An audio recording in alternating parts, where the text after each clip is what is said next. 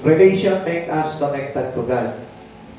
Ay, tanongin mo nga ulit yung katabi mo, sabi mo, may relasyon ka na ba sa Panginoon? May relasyon ka na ba sa Panginoon? Yan po yung sinasabi ko po sa inyo na mag-isa, di ba, para akala natin, di ba, kapag halimbawa, medyo natuto ka na mag-pray, akala natin, di ba, parang may relasyon na tayo sa Lord, no? Natuto ka magbasa ng Biblia, akala natin, may relasyon na tayo sa Lord. Nakapag-church ka, akala natin, may relasyon tayo sa Panginoon. Yung salvation po natin is based on how we connected to the Lord by means of our relations to Him. Okay, basahin ko muna sa inyo yung sinabi po dito sa John chapter 1 verse 12, no? Sabi po dito, ngunit ang lahat ng tumanggap at nanalig sa Kanya ay pinagkalooban niya ng karapatang maging anak ng Diyos. Ulitin ko po sa inyo, ngunit ang lahat ng tumanggap at nanalig sa Kanya ay pinagkalooban niya ng karapatang maging anak ng Diyos. So, as a children of God, we have now our relations to Him, which is connected to God. Amen. Which is connected to God. Ano po ba yung sinasabi dito na we are connected to God by our relations to Him? Now, napakahalaga po kasi yung relasyon po natin talaga sa Panginoon is really connected to Him. Amen. Kaya nga dito, mauunawaan natin kung yung talagang relasyon mo ay relasyon pa talaga sa Lord yan. Restoring relations to God pa yan. Ibig sabihin na buo na ba ulit talaga yung relasyon mo pagdating sa Panginoon? Dito po natin maiintindihan itong mga bagay nito. Kasi nga po, alam niyo po, common misinterpretations of some Christian having relations to God, ang akala nila, kasi halimbawa, which is, halimbawa, naka-attend sila ng ganitong gawain, akala nila, buo na-restore na yung relasyon nila sa Panginoon. Yan, nagpapray ka, nagdarasal ka, o nagbabasa ka ng Biblia, akala mo buo na yung relasyon mo sa Panginoon. Kaya, kumpiyansa ka na sa sarili mo na being restored the relations having in the Lord. Yan, di ba? Commonly, ganyan po tayong kaisipan po natin, ano? Pero, gusto ko po na malaman po ninyo, makikita po natin dito sa pag-aaralan po natin kung talagang buo na ba talaga yung relasyon natin sa Panginoon. Kasi napakahalaga po nito dahil dito nakabase po yung kaligtasan ng lahat ng tao. Amen. Yung relasyon natin kay Jesucristo. Two important things to make the people have a relationship with God. Ano ba itong dalawang bagay na ito na napakahalaga? Yung sinabi po dito sa John 1:12, accept and believe in Christ Jesus. Accept and believe. Napakalalim nitong salita na ito. This is not only saying accept and I believe. I accept and I believe. Hindi lang po basta sinasabi po ito. Every certain things in God, we believe. Amen. Lahat ng bagay na pinupuntuhan sa Panginoon, kailangan tanggapin mo at panampalatayaan mo. Hindi po tayo pwede na kumontradik o oppose o mag-is o lumaban o bumangga doon sa mga bagay na naggagaling sa ating Panginoon. Amen. Or else, kapag binangga mo yun, kinontra mo yun, inopose mo yun, ibig sabihin, your relations to Him is not connected. Amen. Unconnected pa yun, disconnected ka pa. Amen. Amen. Amen. Kasi napakahalaga nitong dalawang to eh. Accept and believe. Yung pagtanggap natin at yung pananampalataya natin, yung paniniwala natin sa mga bagay kay Kristo, yun ay talagang nasa puso. Amen. At yan po yung gusto ko na maunawaan po natin lahat yun na not every relations is connected to God. Amen. Amen. Hindi lahat ng relasyon ng isang Kristiyano ay talagang really connected to Jesus.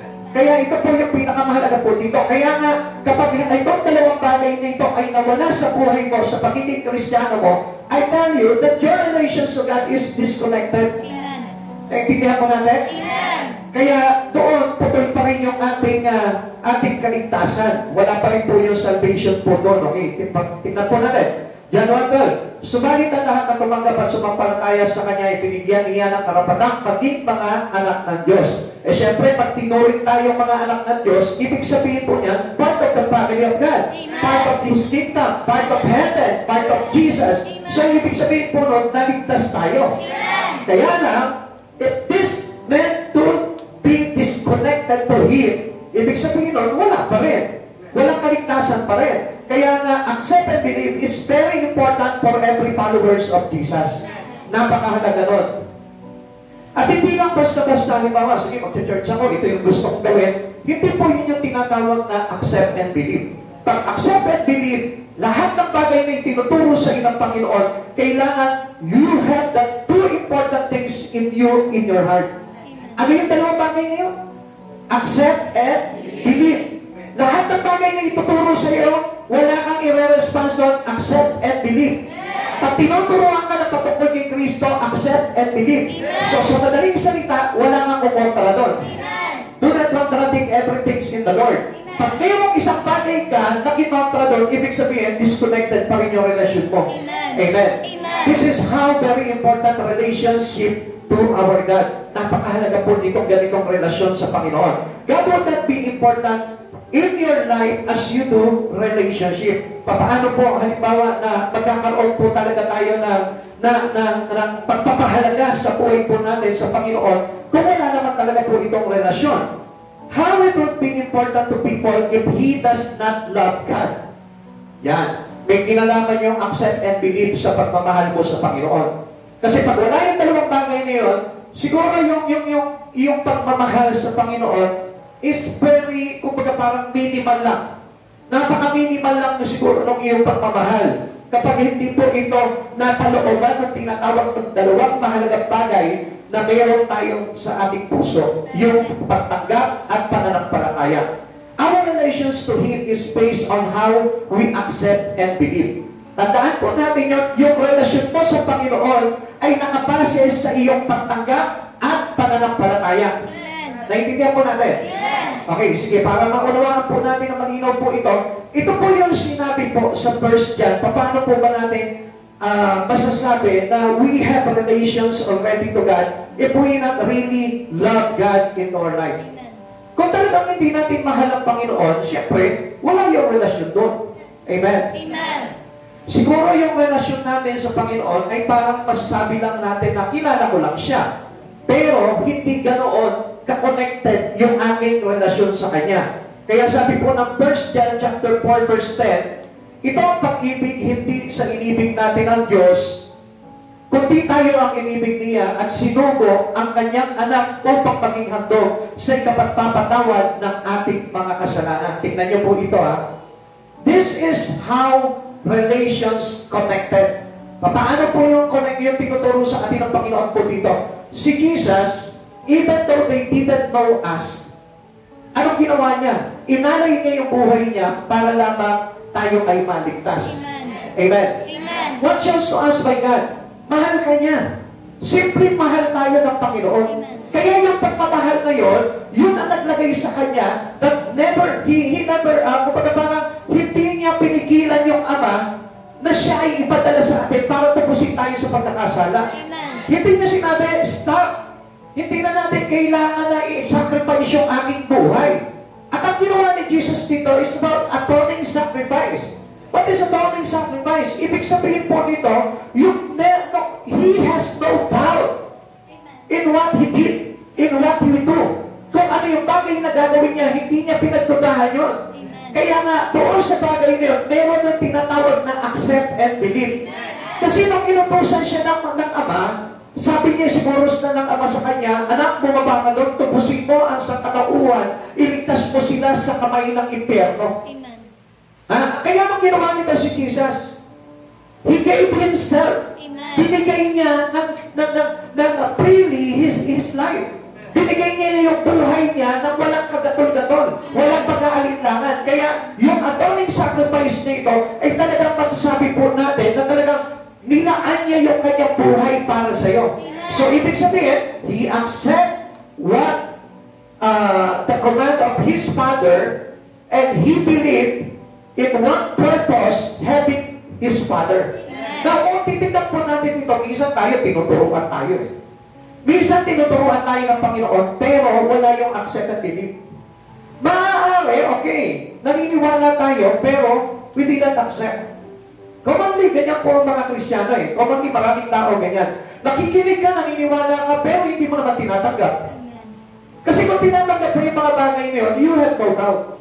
Hindi ka mag-aalinlangan doon sa mga bagay na yung tinuturo sa iyo ng Panginoon. Most especially kapag alam mo na ang Diyos talaga ang nagpapahayag. Amen. Ngayon, paano natin malalaman yun? Mamaya, nadaanan po natin para malaman nyo po kung ang Diyos po ba talaga ang nagpapahayag po sa atin. But this time, this this sacrifice is no doubt. So sa madaling salita, yung bagay na ginagawa ni Jesus, hindi niya pinag-aalinlanganan. So ganun din po tayo. The same thing with us, na kapag tayo po ay talaga may relasyon sa Panginoon, kailangan walang pag-aalinlangan doon. Whatever God teaching us, whatever God command you, yun ang gagawin mo. Accept and believe palagi po tayo. Kasi yun yung ating relasyon na connected talaga sa Panginoon. Ngayon, Pastor, pag tinanggihan mo yung bagay na pinagagawa sa akin ng Panginoon, you are disconnected. Ganun pa yun, Pastor, pero I really love God. No, this is not the real love. Kasi ang love ng Lord, yung tinatawag na atoning sacrifice. Yung binigay niya yung kanyang buhay, inalay niya yung kanyang buhay nang walang pag-aalinlangan. Samantalang, di ba, commonly, marami pong tao ngayon, gusto maglingkod sa Panginoon, pero doubted. So, dali, baka pag nag-church ako doon, anong mapapala ako? Doubted. Di ba? Baka mamaya pag naglingkod ako sa Panginoon, baka maapektuhan yung mga bagay sa buhay ko. Doubted. So, ibig sabihin nun, wala tayo lang talaga totoong sakripisyo bilang may relasyon kay Kristo. Kaya nga nawawala yung dalawang bagay, which is accept and believe. Yun ang nawawala. Kaya kapag hindi po nabuo yung dalawang bagay na yun sa buhay mo, I tell you, your relations to God is disconnected. Kaya nga napakahalaga po na pinapakita po natin sa Panginoon that we really do things for God to glorify God. Na gumagawa tayo sa Panginoon at hindi ako nangihinayang sa panahon mo, hindi ako nangihinayang sa mga bagay na mawawala sa akin because I do wanted to have my relations being restored. Amen. Kasi gusto ko na ma-restore yung relasyon na yun eh. Ayoko ng bagay na parang meron nga ako Diyos pero hindi naman buo yung relasyon ko. Meron nga akong nakikilala Diyos pero parang hindi ko naman isinasapit sa Kanya yung buhay ko. Ganun po tayo. Kaya ang napakahalaga po nito, if you have God in your life, you must be submitted your whole life to Him. Amen. Everything in your life must be submitted to God. Never doubted. Accept and believe na kapaloob po yan doon sa mga bagay na yun. Okay, tuloy po natin. Why not we understand the words of God? Usually, we listen to the Word, we accept the Word, kaya lang, bakit tayo nagkakaroon ng doubt? Kasi nga po, hindi natin maintindihan. At kapag hindi natin naiintindihan yung mga bagay na itinuturo sa atin ng Panginoon, there is something missing. Merong bagay na wala sa iyo. At yung bagay na nawala sa iyo na yun ay napakahalaga kung bakit wala yung accept and believe. Listen, people of God, napakahalaga nito. Kasi kung minsan, yun nga po sinasabi po natin eh, masyado po very deceiving po panahon po natin ngayon. Minsan nakala natin, they call them Christian, they call them a follower of Christ, pero hindi nakikita talaga eh. Amen. Hindi nila naiintindihan eh, kasi there is something missing. Amen. And these things that is missing into your life is the very important things. Amen. Having in our relations to God being restored. Now, why not we understand the Word of God? Bakit hindi natin maintindihan? Diba? Bakit tayo doubted? Kasi hindi nga natin naiintindihan. Ulitin ko sa inyo, bakit tayo doubted at bakit tayo kung minsan bumabagya sa mga aral, bumabagya sa salita, bumabagya sa mga pinag-uutos ng Lord? You know why? Because we are doubted. Because we doubt because of something is missing in your life as a Christian. Amen. You do not understand the Word of God unless you possess the Spirit of God. Yun ang wala. Pastor, bakit mo naman nasabi na wala sa akin yung Espiritu ng Diyos? Kasi if you have the Spirit of God, hindi ka tatanggi sa mga bagay na itinuturo sa inyo ng Lord. Because you know that the Word, that every teaching that we read in the Bible is the Spirit of God. Amen. The Word itself is the Spirit. Amen. At ano sabi po sa ating ng Biblia? Sabi po sa atin ng 2 Timothy, ang lahat ng kasulatan ay kinasihan ng Espiritu ng Diyos. It was inspired by the Spirit of God. Amen. The Word is inspired by the Spirit of God. Para saan? Para tayo ay maitugpad. Para tayo ay maitawid. Para tayo ay mailagay sa tamang pamumuhay. So meaning, kapag hindi mo naiintindihan yung bagay na yun, there is something missing. And what is that missing into your life? The Spirit of God. Amen. Kaya, kung minsan po, alam niyo po, marami pong Kristiyano, very deceiving. They know God, pero hindi nila tanggap kung ano yung bagay na itinuturo sa kanila ng Panginoon. Supposed to be every one of us here today in this room, naniniwala ako na mayroong itinuturo sa iyo ang Panginoon. Amen. At kapag hindi nangyari sa buhay mo, yung bagay na itinuturo sa iyo ng Panginoon, ibig sabihin nun, hindi mo naiintindihan. At kapag hindi mo naiintindihan yung bagay na yun, ibig sabihin nun, wala ang Espiritu ng Lord sa iyo. At kapag wala ang Espiritu ng Lord sa buhay mo, you never do accept and believe in God. Hindi mo talaga magagawa yung tinatawag na pagtanggap at pananampalataya sa Diyos. Amen. Kaya nga meron po tayong tinatawag na hilaw eh. Pagdating po sa mga bagay, pagdating sa Panginoon, hilaw.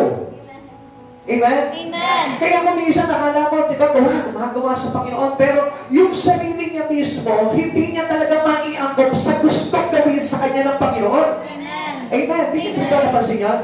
Marami pong ganun po ngayon sa panahonan po natin. Gumagawa siya sometimes, okay, nag-church siya, nagbabasa siya ng Bible, nag-share siya, pero ang problema, yung bagay, yung purpose ng Lord sa buhay niya, hindi nagaganap. Why? Because they didn't understand what really wanted God in him. Amen. Hindi niya talaga maintindihan. Bakit? There is no Spirit of God. Amen. Okay, tandaan po natin ito bagay nito. Now, ano po ba ibig sabihin po dito? Okay, bigyan ko po na kayo ng example. Si Nicodemo. Ito po si Nicodemo, he was so expert. Expert siya pagdating sa aral. Alam niya, he knows every single things in the words. Alam niya po yun. Pero, ang problema po dito, hindi niya isinasabuhay yun. And there is no Spirit of God in him. Amen. Kaya nga nung time na kinausap niya si Jesus, hindi niya talaga kilala si Jesus eh. He knows the Word, pero he doesn't know Jesus. Amen. Kaya nung pagpunta niya doon, parang nagkaroon siya ng curiosity. Hinanap niya si Jesus, pinuntahan niya ng isang gabi, at tinanong niya, paano po muli maipapanganak ang isang tao kung matanda na siya? Babalik po muli siya sa sinapupunan ng kanyang nanay? Now, kung titignan po natin, hindi po iyon ganoon ang kaisipan ng isang taong mayroong Espiritu ng Diyos. Amen. Di ba kung minsan papansin po natin, ano po yung commonly reason ng mga tao kung bakit hindi naglilingkod sa Panginoon, kung bakit hindi niya maibigay ng todo yung buhay niya sa Panginoon? Commonly, ganito po yan. Napakakaraniwan na reason ng mga tao, kasi po marami akong ginagawa. Kasi po kailangan ko magtrabaho. Kasi po baka magutom ang pamilya ko. Yan po yung mga bagay na kung saan, yan po yung nagiging reason nila. Because they didn't understand kung ano yung bagay na yung pinapagawa sa kanila ng Lord. Amen. Akala nila mamamatay sila kapag ginawa nila yung mga bagay na yun. Akala nila mawawalan sila kapag iniwanan nila yung mga bagay na ginagawa nila sa mundong ito. Kaya nga si Nicodemo, ano pong nangyari po sa kanya, hindi niya maintindihan what was really the purpose of Jesus into his life. Amen. Akala niya, napakagaling niya na. Akala niya, he knows everything. Akala niya, okay na, perfect na yung kanyang relasyon sa Panginoon. But pag nakilala niya si Jesus, nakita niya, he's far away from Him. Amen. He's far away from Jesus. Ang layo pala ng kanyang espiritu sa Panginoon. Lord, hindi pala talaga kita kilala. Hindi ko pala talaga kilala kung sino ang Diyos. Kaya nga, ano sabi ni Jesus? Unless a man be born again, he cannot see the kingdom of God. Maliban ng isang tao ay maipanganak na muli, hindi siya paghaharian ng Diyos. So, anong ibig sabihin po dito? Maliban ng ang isang tao ay nagtataglay ng Espiritu ni Jesucristo, hindi niya maiintindihan ang salitang kaligtasan. Kaya kung minsan akala na maraming tao, I've been saved because I know Jesus. I've been saved because I read the Bible. I've been saved because I listen to the words. I've been saved because I go to church. I've been saved because I shared the words to other people. Mga kapatid sa Panginoon, may mga bagay na hindi tayo naiintindihan kung pagwala sa atin ang Espiritu ng Diyos. Kaya napakahalaga na dala po natin ang Espiritu ng Diyos. Meron naman po mga tao na they believe that the Spirit of God is with them. Pero, yung manifestation naman is missing. If you have the Spirit of God, the manifestations of that Spirit will be seen into your life. Amen. Makikita talaga sa pamumuhay mo yun. Na talagang obviously makikita niya na talagang spiritually living ka. Talaga napabuhay ka talaga sa Espiritu ng Diyos. Napabuhay ka, lumalakad ka talaga sa Espiritu ng ating Panginoong Jesucristo. Makikita yun, it's shown to you. Makikita talaga sa pamumuhay mo yun. Kung paano ka makipag-usap, kung paano ka kumilos, kung paano ka mamuhay, kung paano ka magkaroon ng relasyon sa mga tao, ganun po makikita at makikilatis kung mayroon kang Espiritu ng ating Panginoon. Amen. Amen. Tuloy po natin.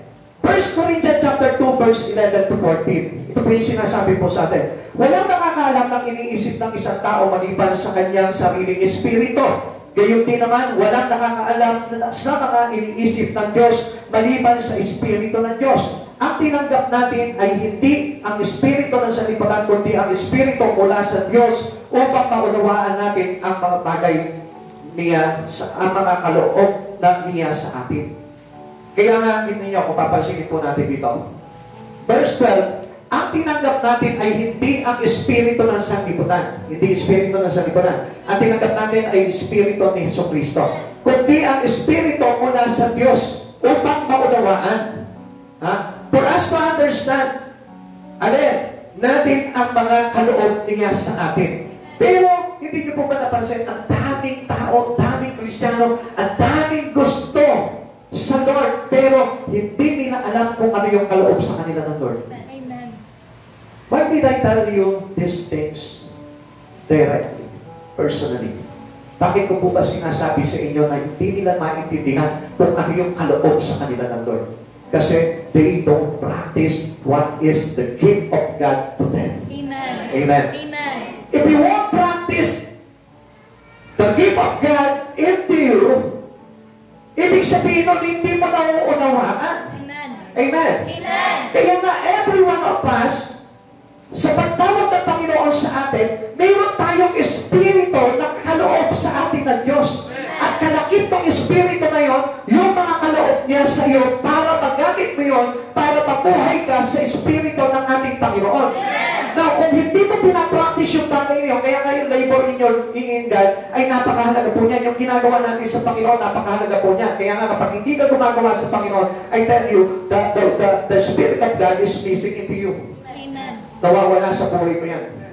Kaya nga kung minsan hindi mo maunawa, bakit ba ako pinagdinig ng Lord? Bakit ba kailangan kong gawin ito bagay na ito? Bakit ko kailangan kong umayo? Bakit ko kailangan mag-minister ng tao? Bakit kailangan kong gawin ito mga bagay na pinagagawa sa akin ng pastor na ito? Because of how the Spirit of God given you His gift. Amen. Kasi binigyan ka ng gift. Amen. Bawat isa sa atin, binigyan tayo ng kaloob. At yung kaloob na yon ay pagpapakita na tayo ay mayroong espiritu ng ating Panginoon. Kaya nga meron tayong tinatawag na gift of the Holy Spirit. Amen. Meron tayong kaloob sa banal na Espiritu Santo. Okay, kung titignan po natin, tuloy po natin, ano? Verse 13. Kaya nga kami ay nangangaral hindi sa pamamagitan ng karunungan ng tao, kundi sa pamamagitan ng Espiritu. Ang nagpapaliwanag sa amin ay mga katotohanang espiritual para sa mga nagtataglay ng Espiritu. Ulitin ko po sa inyo ito. Gusto ko po na maunawaan niyo po itong bagay ito. Dito lang po ngayon tumingin para na sa gano'n. Maunawaan niyo po itong bagay ito. Kasi this is how God imparting us His Spirit. Amen. Pag naunawaan niyo itong mga bagay na inaaral ko po sa inyo, ito po yung mag-i-impart sa atin ng Espiritu ni Jesus. Kaya huwag niyo papakulan itong mga bagay na ito. At gano'n na rin po, tanungin mo na rin yung sarili mo, kontra ba ako ngayon sa mga sinasabi na ito? Yan, okay. Napakahalaga po niya. Kasi sa church, hindi po talaga mawawala yung mga kontrabida. Ayan? Tanungin mo sa katabi mo, bida ka ba? Bida ka ba? O kontrabida? O kontrabida? Ano sa tingin mo? Ha? Ano sa tingin mo? Bida ka o kontrabida? Ayan. Pag umu-oppose ka, syempre kontrabida yun. Pero pagka umaayon ka, bida yun. Amen. Siyempre, pagkakampi ka ng bida, ang tawag mo doon? Ha? Ano? Pagkakampi ka ng bida, anong tawag doon? O di bida ka rin. Siyempre, kakampi ka ng bida eh. Diba? Pwede pa maging kontrabida ka kapag kakampi ka ng bida. Yeah? O, tanongin mo yung katabi mo, kakampi ka ba ng bida? Kakampi ka ba ng bida? O, ano sabi niya? Ha? Amen. Di ba? Nanonood na ba kayo ng mga pelikula, di ba? Kahit na kayo, kapag nanonood kayo, kumakampi pa kayo sa kontrabida. Hindi naiinis nga kayo sa kontrabida. Ganon din po tayo sa Panginoon. Kakampi tayo ng bida. Kakampi tayo ng Panginoon. Kakampi tayo ni Jesus. Kaya hindi tayo pwedeng kumontra. At ito po yung bagay na gusto kong makita po ninyo dito. Amen. Amen. Di ba kung minsan para tayo mismo sabihin natin na dati tayo dito sa tinuturo ng pastor sa atin, pero gusto ko malaman mo huwag ka mag-doubt. Kasi ginagamit na tayo ng Panginoon. Okay? Kaya nga kami nangangaral, hindi sa pamamagitan ng karunungan ng tao, kundi sa pamamagitan ng Espiritu. Ang ipinapaliwanag namin ay mga katotohanan espiritual para sa mga nagtataglay ng Espiritu. At sino ito? Ikaw na nananampalataya kay Kristo. Ikaw na tumanggap kay Kristo. Ikaw na nananalig kay Kristo. Ikaw na mayroong Espiritu ni Kristo. At ngayon, ma-measure mo ngayon yun, if I have the Spirit of God or no. Sa oras na ito, kung mayroong kang Espiritu ng Diyos, nang ayaw ka dito. Kung sa oras na ito, sa ayaw ka sa inaaral sa iyo ng ating Panginoon, ibig sabihin nun, meron kang Espiritu Santo. Pero kapag halimbawa, ino-oppose mo lahat ng bagay, hindi ako naniniwala dyan, hindi totoo yan, hindi tama yan, hindi tama yan. May tama ka.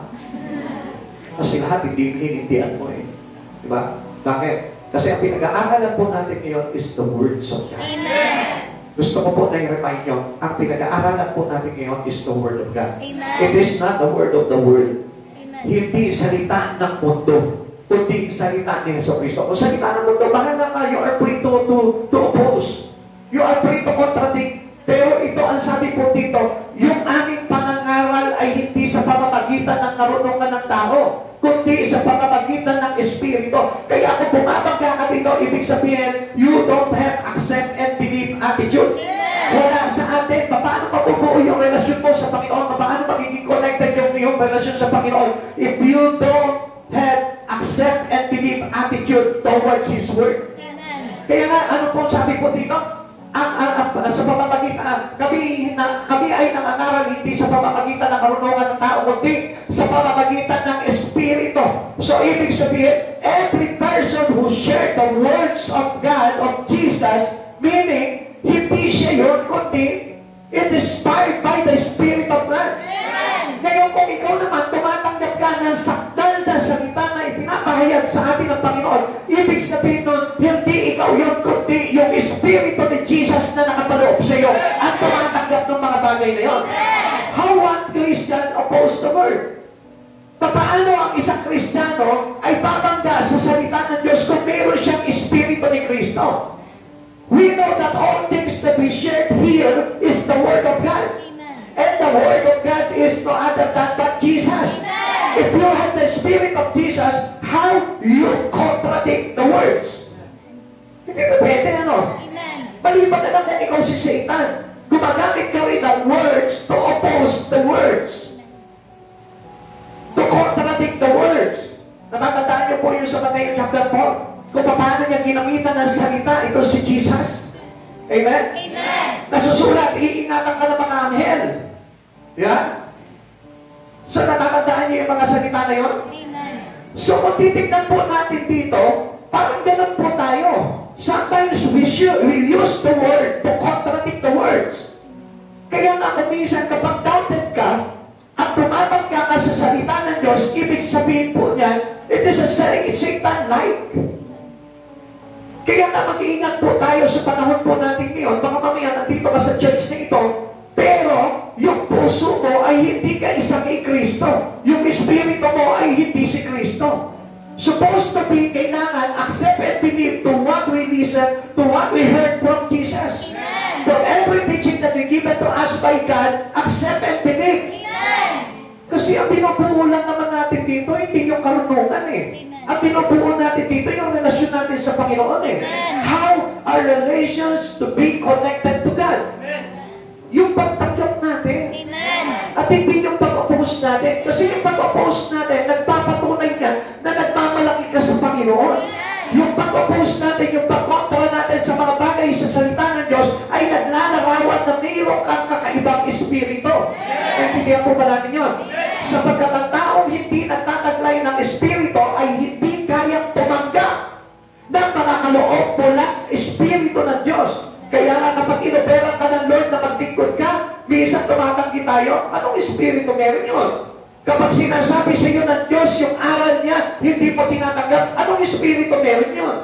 Kapag ikaw ay kumukontra ka sa mga bagay na vision o mga pinagagawa ng Panginoon doon sa church mo, kontra ka, anong espiritu meron yun?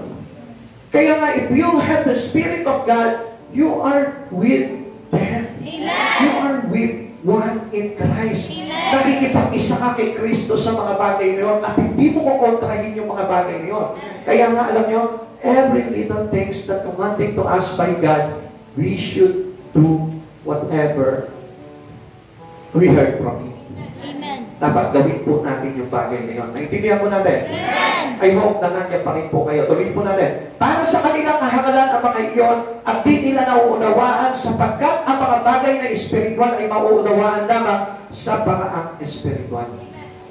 Kaya kung meron kang espiritu ni Kristo, mauunawaan mo ito mga bagay na ito. Amen. Alam niyo, marami pong mga tao hindi makaunawa po sa mga pangaral. Kasi ang akala po nila, it is simply their words that they share is from their own. Kala nila para sa amin lamang po yun. Pero gusto ko po na malaman po ninyo, every words that we share is inspired by the Spirit of God. Katulad po nung sinasabi po dito sa atin sa verse 14. Kaya nga, ayan, may nalaglag na naman. So may nagugulo na naman. Ayan. Okay. Sige, tuloy po natin, ano?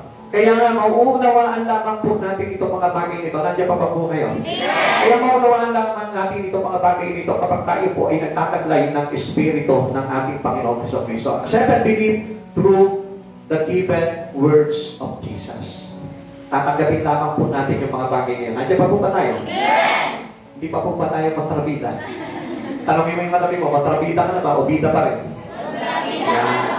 Pagkabita ka pa rin, ibig sabihin, kaisa ka pa rin kay Jesus dyan sa mga aral niya, no? Pero kapag kontrabita ka na, ibig sabihin po niya, medyo tagilid yung espiritu mo, at tignan mo kung anong espiritu yung taglay natin. Sabi natin, we are follower of God in our life, and we have Jesus, so we have already the words or the Spirit of Jesus into our life. Lahat tayo ay nagtataglay ng Espiritu ng Jesus. I hope na tayo lahat po na nandito po ngayon ay hindi nabahira ng ibang espiritu. Kasi pag mayroong ibang espiritu yun, talagang hindi mo mag-iintindihan talaga kung ano yung tinuturo sa iyo na Panginoon. Okay, let's go into our study. He believed in the word, but it does not remarkable to his heart. Yan, okay. Ito yung bagay na kung minsan, akala natin meron tayong espiritu ng Diyos. Diba? Pero ito po yung madalas na nawawala sa mga Kristiyano, yung espiritu ni Kristo. Nananalig siya sa salita, naniniwala siya, pero ang problema, hindi tumatatak sa puso. Kaya nga, every people who doesn't change his life by the words of God or by the teaching of God, ibig sabihin po nun, naniwala lang yon, pero hindi tumatak sa puso niya. So, ibig sabihin nun, naniwala siya, pero it won't be acceptable to him. Unacceptable pa rin sa kanya yun. Amen? Amen. Because every people believe in Christ Jesus. O karamihan naman majority of the people in the world believe in Christ Jesus.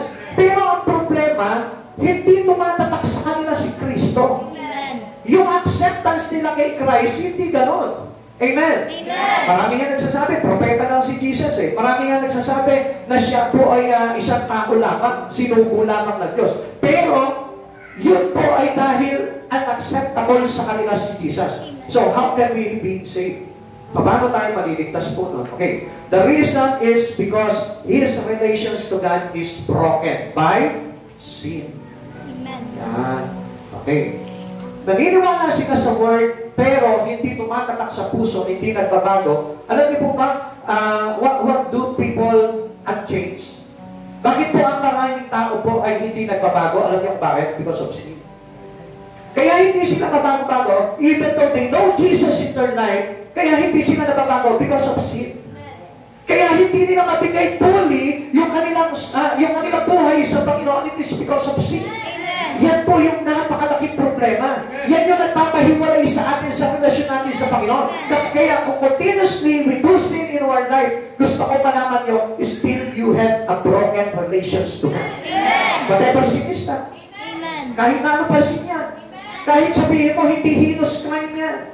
Kahit sabihin mo hindi horrendous sin yung meron ka. Kahit sabihin mo little bit sin I have in my life, still you have broken relations to God.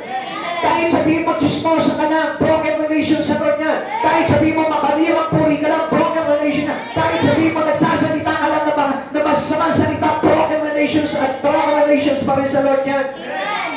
Kapatid sa Panginoon, gusto ko maunawaan mo yung mga bagay nito. Sapagkat ang mga tao na talagang tumanggap sa Panginoon ay hindi na gumagawa ng pagkakasala. Ay hindi na nagpapatuloy sa pagkakasala. If they committed sin, He stopped. Tinitigil na agad nila yun. Kinig po tayo dito. Dito lang ang tingin.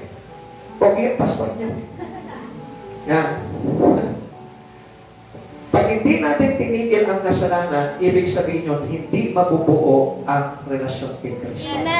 Kahit anong luhod mo, kahit anong iyak mo, kahit anong pray mo, hindi tatanggapin ng Diyos yun if you still doing sin.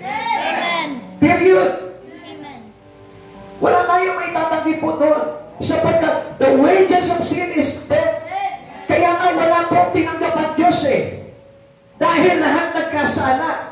Kaya lang, alam niyo po dito, ang kagandahan dito, nung tanggapin natin si Kristo at manampalataya tayo kay Kristo, tayo ay ibinilang ng mga anak. Pero ang sabi po sa atin dito, kung tayo yung mga anak, hindi na dapat tayo nagpapatuloy sa pagkakasala. Any sin can break your relations to God. Ano ba pagkakasala ay pwedeng makapagpahiwalay sa iyo sa iyong relasyon kay Kristo. Yung pag-iwan mo sa Panginoon, sin. Yung hindi pakikiisa sa Lord is sin. Yung doubted is sin. Marami pong bagay na nakakapagdulot sa atin ng kasalanan na hindi natin namamalayan na nagwawasak sa atin sa relasyon sa ating Panginoon. Amen. Even though you serve God, if you still doing sin, your relation is broken. Still your relation is broken. Kahit na maglingkod ka na maglingkod sa Panginoon, kung patuloy ka pa rin sa pagkakasala, still your relations to Jesus is broken. Huwag ka magpapalaki sa sarili mo, ako hindi ako nangangalun niya. Chismosa ka naman. Ako hindi ako magnanakaw. Pero hindi ka naman nag-church. So, hindi natin maitatanggi yung mga bagay niyon kasi ang gusto talaga ng Panginoon po sa atin, kung ano yung manifestation talaga ng inaaral sa atin ng Panginoon, ay pumapalaob sa katauhan po natin yun. Ngayon, doon natin makikita ngayon, if we have restoring relations to God. Okay, sabi po dito, hindi na dapat tayo nagpapatuloy sa pagkakasala kung talagang buo na yung relasyon natin sa Panginoon. Sabi po ng 1 John chapter 3, verse 9, ang mga anak ng Diyos ay hindi nagpapatuloy sa pagkakasala sapagkat nananatili sa kanila ang binhi mula sa Diyos. Ano ito binhi na to? Yung Espiritu ni Jesus. The words. Amen. At dahil ang Diyos ang Ama nila, hindi sila maaaring magpatuloy sa pagkakasala. Amen. Obviously, malinaw na, no? Kaya kapag tinanggap mo talaga si Jesus at tinanggap mo ang Espiritu ni Jesus, hindi ka na gumagawa ng kasalanan. Even though it was a secret sin. Kasi usually, marami pong mga Kristiyano, hindi mo makikita ang kasalanan niya. Yun lang. Yung secret sin, yun ang madalas na meron sila. Amen. Amen. Tanungin mo yung katabi mo, may secret sin ka ba? May secret sin ka ba? Sabi niya, slight lang. Minsan lang naman. Baka lumusot na to. Hindi pa rin. Sabi po doon, ang mga anak ng Diyos ay hindi nagpapatuloy sa pagkakasala sapagkat nananatili sa kanila ang binhi mula sa Diyos. It is Jesus. Amen. Siya yung binhi na ipinasok sa atin. Siya yung Espiritu na tinanggap natin lahat. Kaya kahit na nagsusolo ka sa bahay, at meron kang lihim na kasalanan, I tell you, putulin mo yan. Amen. Katin mo yan. Amen. Amen. Amen. You cannot please our Lord. Hindi natin pwede sabihin, Lord, nagigitod naman ako sa iyo. Lord, araw-araw nagbabasa ng Bible, pero araw-araw ka rin gumagawa ng secret sin. Hello? Amen. Sa tingin mo, meron ka na relasyon sa Lord, no? Still no. Intindihan po natin. Amen. Okay, tuloy po natin naman. Nasabi po dito, relations to Jesus brings your desire to take out all your sin. Kung pinunguna ni Jesus, if you have the restoring relations to Jesus, yan yung magtutulak sa iyo para tigilan ang kasalanan. Amen. Naintindihan po natin. Maliwanag po yan. Ano po? Amen. What do you think the relations of man to God? Ano po ba yung naiisip natin na relasyon po natin sa Panginoon? That He is our Father. Siya po yung ating Ama. Kaya nga meron tayong yung the Lord's Prayer. Di ba? Our Father. Ama namin Diyos. Di ba? Our Father who art in heaven, hallowed be thy name, thy kingdom come, thy will be done on earth as it was in heaven. So dito pa na pinapakita natin that He is our Father. We cannot ask something to the Father if you do sin. Kaya nga hindi po tinatanggap ng Diyos yung mga panalangin po ng mga taong makasalanan. Kaya nga never heard sa Lord yung panalangin mo kung ikaw ay nagpapatuloy sa pagkakasala. Isaiah chapter 59 verse 2. Dahil sa inyong mga sala, kung bakit hindi tinidinig ng Panginoon yung inyong mga panalangin. Because if you have the Father, He's willing to listen. The Father willing to listen to their children. Ang Diyos na ito, ang ating Ama, ay talaga naman bukas ang kanyang pagdinig sa mga tao, sa kanyang mga anak. Kaya lang, nagsasara yung kanyang pagdinig kapag nakikita niya na ikaw ay nagpapatuloy sa pagkakasala. Amen. Amen. Balakayas chapter 2 verse 10, hindi ba iisa ang ating Ama, hindi ba iisang Diyos ang lumalang sa atin? Kung gayon, bakit nagtataksil tayo sa isa't isa at nilalapastangan ang tipan ng ating mga ninuno?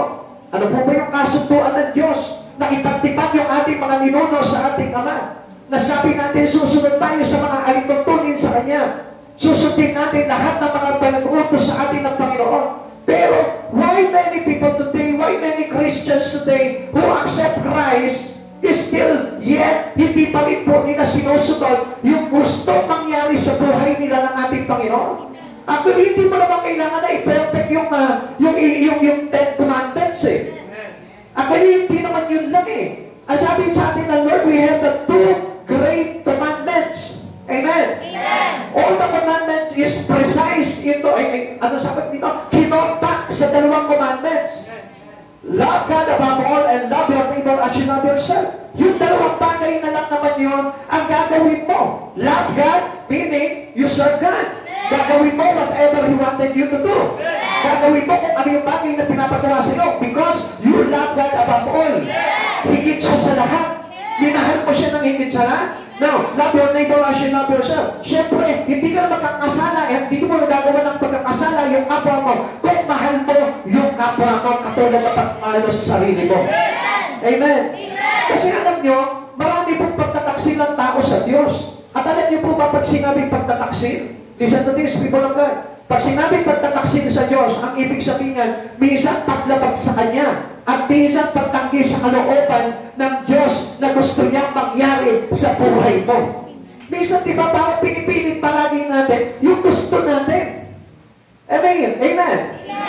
Minsan, ang gusto lamang natin na mangyari, yung gusto natin, hindi yung gusto ng Lord. Lord, ayoko yung gusto ko. Ayoko ng design mo. Gusto ko yung design ko. Ayoko ng plano mo. Gusto ko yung plano ko. Ayoko ng binibigay mo sa akin boyfriend. Gusto ko yung gusto ko. Huwag mo kong pakilaman doon, Lord. Kaya tuloy, anong ginawa ng Lord? Pinabayaan ka sa gusto mo. Kumuha ka ng sarili mong boyfriend. Isang araw, dalawang araw, isang linggo, binaway ka, pinagpalit sa iba. Amen. Amen. Kaya nga mayroon nabibigo eh. That's why we have a common failures in life. Kung bakit marami pong mga failure po tayo na dumarating sa akin paulit-ulit, para na sa ganun, nakita mo na kailangan mo na talagang paghawakan what is plan of God into your life, what design of God into your life. Para makita mo kung ano yung design ng Lord sa buhay mo. Hindi para ipilit mo kung ano yung gusto mo, hindi para ipilit mo kung ano yung plano mo Amen? Amen. Naintindihan po ba natin? Amen. God wants to restore the Father and Son tandem. Ano yung nire-restore ng Lord? Kaya niya binubuo yung relasyon mo sa Kanya kasi nire-restore niya yung tinatawag na Father and Son tandem. Ngayon, pag narinig mo itong tandem na to, ano yung pumapasok sa isipan mo? Riding in tandem. Hindi yun. Ibig sabihin, pag sinabing riding in tandem, di ba? O ano ba papasok sa isipan mo? Mayroon sila. Pag tandem ba, isa lang yun? Hindi, meron siyang katuwang doon. Amen. Ibig sabihin, meron silang gagawin. Amen. Now, bakit nakipag-tandem ka sa Ama, pero wala kayong ginagawa? O, yan, huli na tayo. Diba? Sabi mo, nag-iisa ka na kay Jesus eh. Bago ka na nilala, I have relations to Jesus. Pero bakit siya lang yung gumagawa, ikaw hindi? Amen. Pwede ba halimbawa, riding in tandem, o sige, hintayin na lang kita dito, hablutin mo yung cellphone ng ano. O ano nangyari doon? Anong ginawa ng katandem mo? Wala, di ba? So, ibig sabihin mo, pinahama ka lang niya. So, ganun din tayo sa Panginoon. Kung titignan natin, we have the Father and Son tandem. So, ibig sabihin, as a child, bilang anak ng ating Ama, dapat kung ano yung gustong gawin ng Ama, yun din yung ginugusto natin gawin. Kaisa tayo sa ginagawa ng Ama. Amen. Kaisa tayo sa ginagawa ni Jesus. Kaya nga kapag kung ano yung gusto ni Jesus, yun din yung gusto natin gawin. Amen. Gusto ba ni Jesus na hindi ka gumagawa sa Kanya? Gusto ba ni Jesus na lagi lang makamundo yung ginagawa mo? Hindi. Ano ba yung gusto ni Jesus? Ano ba yung mga ginagawa ni Jesus? Kung ano yung mga bagay na natutunan mo na ginagawa ni Jesus, yun din yung dapat na ginagawa natin sapagkat ipinakita sa atin ni Jesus bilang anak kung ano siya sa Ama. And that's how our tandem with the Father it is. Yun yung ating tandem na tinatawag sa Ama. Kung paano si Jesus nandito, pinabuhay niya yung kanyang pagiging anak sa Ama, ganoon din dapat yung makita natin sa sarili natin. Kung ano yung ginawa ni Jesus, sinunod ni Jesus sa Ama, yun din yung dapat na ginagawa natin. Ano ba yung ginawa ni Jesus? Pinanumbalik niya maraming tao sa Diyos. Tinuruan niya ang maraming tao na mabuhay sa Espiritu. Tinuruan niya ang tao na mabuhay sa katwiran ng Diyos. Tinuruan niya ang tao na hindi malunod sa bagay sa liputan. Yun din po yung dapat na ginagawa po natin. Because He want us to be like Christ, His Son. Kasi gusto ng Diyos na ito na ating Ama na maging katulad tayo ng Kanyang anak na ating Panginoon Jesucristo. Hindi mangyayari itong pagiging tandem natin sa Ama katulad ni Kristo kung lagi ka lang nasa bahay niyo. Hindi ito magiging katulad ni kay Kristo kundi wala tayong ginagawa pagdating sa Panginoon. Amen. Kaya nga sabi ko nga po sa inyo, ito po yung plano ng Diyos sa bawat mananampalataya. Be like Christ Jesus. Yung maging katulad tayo ni Jesus para na sa ganon. Pagdating ng araw, tayo mismo ay kasama ni Jesus na ipapalit doon sa Kanya sa harapan ng ating Ama. Amen. At hindi mangyayari ito kung hindi namin ginagawa kung ano yung bagay na ginawa ni Jesus na natutunan mo sa pamamagitan ng mga araw na ito. Amen. Amen. Amen. Be Christ-like. Romans chapter 8, verse 29 to 30. Sapagkat sa mula pa'y alam na ng Diyos kung sino ang magiging Kanya at ang mga ito'y pinili niya upang maging katulad ng Kanyang anak. Sa gayon, siya ang naging panganay sa lahat ng maraming magkakapatid. Ang mga pinili, ang mga pinili niya noon pag-una ay Kanyang tinawag at ang mga tinawag ay Kanya rin pinawalang sala at ang mga pinawalang sala ay Kanyang pinahagian ng Kanyang kaluwalhatian. Di ba? Napakaganda. Kung ano yung naging bahagi ni Jesus pagdating ng araw sa Kanyang Ama, yun din yung magiging bahagi natin. Pag tayo naging katulad ni Jesus pagdating ng araw, tayo rin ay luluwalhatiin kasama ni Jesus sa harapan ng Kanyang Ama. Amen. How is this Father and Son relationship? Paano ba itong Father and Son relationship? Okay, para mas maunawaan po natin, ano? Kasi ang akala po natin, basta I know Jesus only. Basta ang akala natin, basta kilala ko si Jesus sa buhay ko, okay na, Father and Son relationship na yun. Hindi po yun. Okay, tingnan po natin kung paano po yung tinatawag na Father and Son relationship. How to have a relationship with Father? Paano po ba yan? Meron na po ba kayong idea? Kasi ito po yung ginawa ni Jesus eh. Tatlong bagay. Napakita ko na po sa inyo dahil dito. Una, know Him. Kilalanin mo ng todo si Jesus sa buhay mo. Amen. Huwag kang titigil. Hanggang may mga bagay kapag hindi natututunan sa Kanya, pag-aralan mo pa ng pag-aralan, matutunan mo pa, at kilalanin mo pa ng todo si Jesus. Never stop. Never stop knowing Jesus. Never stop knowing Jesus. Kailangan mo kang titigil ng pagkakilala kay Jesus. Kasi kung minsan, kapag may problema na tayo, we stop. Kapag meron na mga pagsubok sa buhay natin, we stop. Kapag halimbawa, meron na tayo mga trials, meron na tayo mga pinagdaraanan sa buhay na ito, we stop. Never stop knowing Jesus. Hindi sapat yung titigil ka sa pagkakilala mo sa Panginoon. Kailangan consistently, continuously, until life was end. Hanggang sa matapos ang buhay mo dito, huwag kang titigil ng pagkakilala kay Jesus. Marami pong Kristiyano tumitigil. Ayaw na nila halos tuklasin ang Panginoon sa kanilang buhay. Maraming Kristiyano, minsan lamang hawak ng Biblia at pagkatapos nun, ayaw na.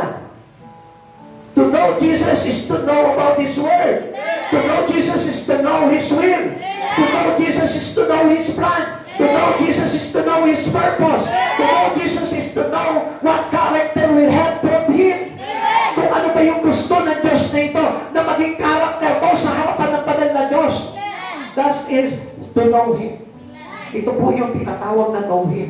Ikalawa is to love Him. Siyempre, kilala ko na si Jesus, kaya nga maraming tao hindi minamahal si Jesus because they stop knowing Jesus. Tumitigil sila eh. Kaya nga hindi nagiging mahalaga sa kanila si Jesus. Kaya hindi tumitipag yung puso nila kay Jesus. Kaya nga hindi nila maibigay kay Jesus yung nararapat sapagkat tumitigil sila dito sa mga bagay nito. Kaya hindi nila mamahal si Jesus. Pero you must love Him. Mahalin mo si Jesus na higit sa buhay mo. Mahalin mo si Jesus na higit sa mga bagay na pinapahalagaan mo. Mahalin mo si Jesus na higit sa buhay mo. Ganun po yung pagmamahal natin sa Panginoon. If you really know Jesus, you must love Him till death. Hanggang kamatayan, mamahalin mo siya. Hindi mo siya magpapalit sa ibang bagay. Sapagkat ang nagmamahal, hindi nagpapalit. Kaya nga marami po iniiwan ang asawa eh. Kasi hindi tunay ang pagmamahal. Amen? Amen. Tanungin mo nga yung katabi mo ngayon. Di mo ba ako iiwan? O bakit mo tinanong niya, asawa mo ba yan? Ano? O sige, bilang kaibigan na lang, tanungin mo siya, mahal mo ba ako? Di mo ba ako iiwan? Ulitin mo sa kanya, mahal mo ba ako? Hindi mo ba ako iiwan? Pag wala pa akong pera, hindi mo ako iiwan. Pag hindi na kita malibre, hindi mo ba ako iiwan? O ano sabi niya? Kasi karamihan po sa mga tao po ngayon, marami mga Kristiyano ngayon, ang pagmamahal sa Diyos, pang-umpisa na. Pag masarap ang buhay, mahal kita, Lord. Pag may problema na, konti na lang ang pagmamahal ko, Lord. Tapos pag nadagdagan yung problema, konti-konti na lang, Lord. Pag nadagdagan pa ng isa, ayoko na, Lord. Hiwalay na tayo, Lord. Break na tayo, Lord. Amen. Kaya nga ang dami mga Kristiyano nakikipag-prank sa Lord eh. Hindi nyo napansin? Dating Kristiyano, ngayon wala na. Dating born again, ngayon burn again. Sinunog na. Amen. Kaya nga huwag po tayong hihiwalay sa pag-ibig ng Diyos. Sapagkat ang Diyos na ito ay napakasarap po. Ngayon, pag ang pag-ibig mo sa Panginoon ay hindi nagbabago, ito na yung dapat na kasunod na gagawin mo para magkaroon ka ng relasyon sa Ama. To serve Him. Ang isang tao na totoong nagmamahal sa Panginoon, pinaglilingkuran ng Diyos. Kaya ako, hindi ako naniniwala sa isang tao na mahal niya ang Diyos kung hindi niya pinaglilingkuran ng Diyos. Kaya nga sabi ko sa inyo, ito ang huling araw, huling panahon na ipamalas mo sa Panginoon na talagang ikaw ay totoong nagmamahal sa Kanya. Serve Him. Serve Him. Never stop serving Jesus. Kahit na marami kang problema, serve Jesus. Be like the Spirit of hope. Nakita niyo si Job, kahit na ang dakot sa buhay ang pinagdaanan niya, still, he's serving God. He worshiped the Lord. Hindi siya tumigil na pagsamba sa Panginoon. Kaya nga gusto ko malaman po ninyo, kahit na wala kang pera, serve God. Huwag kang magtatampo sa Panginoon. Kahit na anong mangyari, kahit wala kang trabaho, serve God. Do not stop. Kahit paperan ka ng mundo, serve God. Huwag kang titigil. Kahit bigyan ka ng mundo ng 1 milyon, serve God. Huwag mo papapalit si Jesus.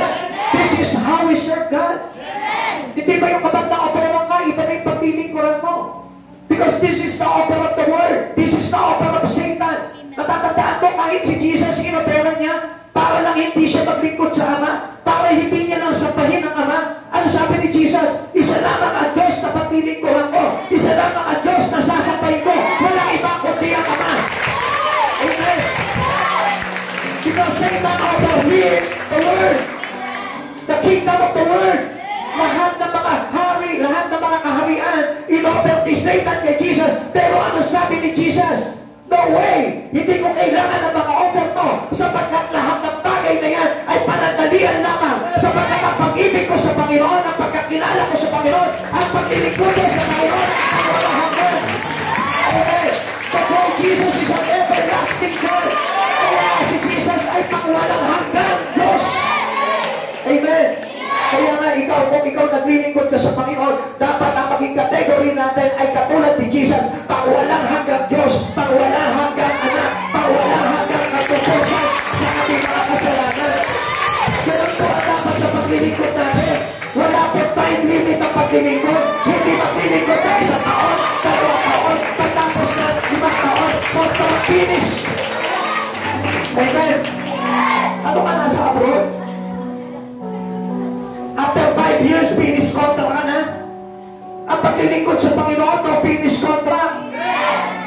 Hindi tinatanggap ng Lord yung resignation mo. Hindi tinatanggap ng Lord yung retirement mo. Sa Panginoon, walang retiro. Walang retirado. Continuously. Dapat paglingkuran mo siya kahit nahihirapan ka, kahit nasasaktan ka, kahit ubos na ang pera mo, kahit na iniwan ka na ng mga nagmamahal sa'yo. Still serve God. Amen. This is how we brought our relations to the Father. Ito yung talagang totoong pagmamahal sa Panginoon. Ito yung talagang totoong paglilingkod sa Kanya. Ito yung totoong may pagkakilala kay Kristo. He never leave the Lord and nor forsake Him. Ano siya iniwan? Kaya nga kumisan, alam nyo, masasabi ko na kumisan maraming mga Kristiyano ang bababaw. Ang bababaw.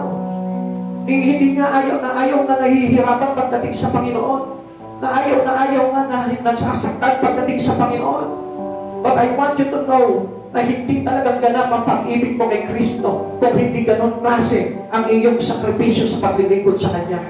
Kaya nga gusto ko malaman mo, kaya nga sinasabi ko sa iyo sa oras na ito yung pag-church mo hindi maglalagay sa iyo sa kaligtasan lang. Sapagkat ang hinahanap talaga ng Panginoon is about the true relations of Son to Father. It is the Father and Son relationship. Yun yung pinupuo natin. Kung ano yung relasyon ng Ama kay Jesus, ganun ang dapat na maging relasyon natin sa Panginoon. Sapagkat si Jesus kailanman hindi naging malabdaw sa kanyang Ama, hindi naging malabdaw sa kanyang tungkulin, hindi naging malabdaw sa kanyang ministeryo. Nakita niyo si Jesus laging mainit. Even though He is on the cross, hindi pa rin siya tumigil ng kakapuri sa kanyang Ama. Kaya gusto ko malaman mo, kung ikaw tumitigil ka, kung ikaw naglalaylo ka, kung ikaw ay nanlalamig, gusto ko malaman mo, hindi ka na pag-ibig mo kay Yahweh. Hindi ka na pag-ibig mo kay Jesus. Ganapin mo yung pag-ibig mo sa Panginoon. Sapagkat walang ibang makakapagligtas sa atin kundi yung ating relasyon kay Hesus Kristo. Sabi nga po dito, napakahalaga po ng tinatawag na serbisyo natin sa Panginoon. Bakit po? Ano po ba sabi po dito? Hebrew chapter 6 verse 9. Sige, makaupo po tayo. Makatarungan ang Diyos, hindi niya lilimutin ang inyong ginawa. Ang sabi po dito, hindi niya lilimutin yung inyong mga ginawa. Ano ba yung ginawa niya? Ano ba yung ginawa natin sa Panginoon? Alam niyo po ba na nakatatak sa puso ng Lord kung ano yung mga bagay na ginagawa mo? Yung pag-judge mo yan, tumatatak sa puso ni Jesus yan. Yung pag-worship mo, tumatatak sa puso ni Jesus yan. How much more your deep service for Him? Your sacrificing service to Jesus. Gusto ko malaman mo kapag ikaw nagsasakripisyo ka ng buhay kay Jesus, hindi makakalimutan ni Jesus yan. Hanggang sa huling panahon na mundo ito, nakatatak sa puso ni Jesus yan. Makakaroon ng Diyos, hindi niya lilimutin ang inyong ginawa at ang pag-ibig na inyong ipinakita at hanggang ngayon ipinapakita sa paglilingkod ninyo sa inyong mga kapwa Kristiyano. To know Him, to to love Him, and to serve Him. Napakahalaga po niyan. Binanggit po sa atin yan. Tatlong bagay na yan na kailangan para mabuo ang iyong relasyon sa Panginoon. If you really know God, you must love God.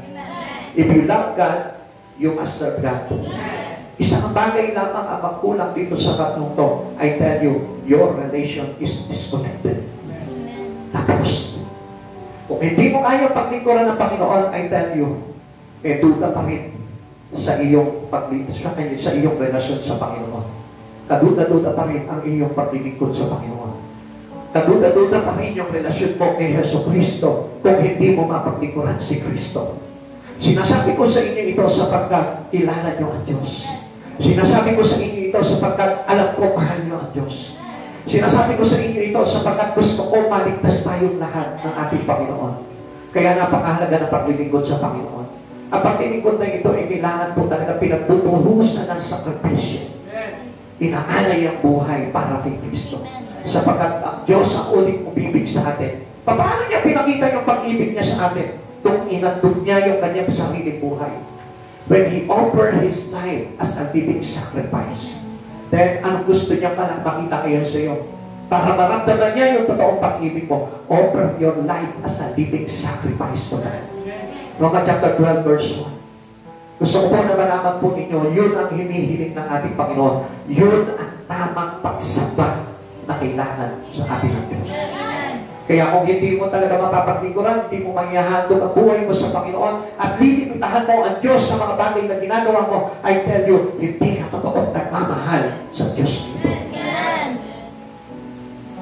Tingnan po natin na mas malalim na bagay ito, tatlong bagay na ito, to know Him. To know Him is to understand something na kailangan maintindihan mo itong mga bagay na ito. To have a clear and complete idea of something. And what is this something? Something behind in Christ Jesus. Yung mga bagay na gustong malaman mo ng Panginoon, kailangan maging maliwanag sa iyo. Ano ba yung mga bagay na gustong mangyari sa buhay mo ng Lord? Yun ang kailangan mong malaman. Sapagkat kumisan, kaya nga po nalunan, ang tao po ay napapahamak because he doesn't know what is that something that we really need to understand in the Lord. Hindi niya kasi iniintindi. Hindi niya inuunawa kung ano yung talagang gusto sa kanya ng Lord. Basta alam niya ako, okay, nasa church ako. Basta okay, ito ginagawa ko. But you must know something in Christ.